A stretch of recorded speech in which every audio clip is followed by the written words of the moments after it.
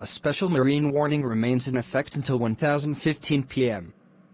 for the following areas: Narshore waters from Winthrop Harbor to Calumet Harbor. Narshore waters from Calumet Harbor to Michigan City. Open waters from Winthrop Harbor to Michigan City out to Mid-Lake.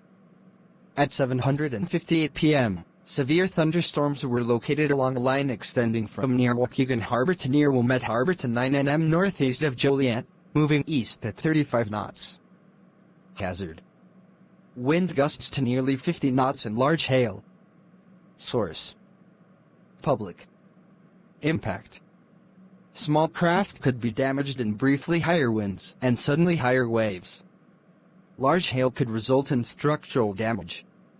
Locations impacted include Harrison Dever Crib, Wilmette Harbor, 31st Street Harbor, Monroe Harbor, Burns Harbor, Calumet Harbor, Winthrop Harbor, Indiana Harbor, Montrose Harbor, Waukegan Harbor, Burnham Harbor, and Hammond Marina.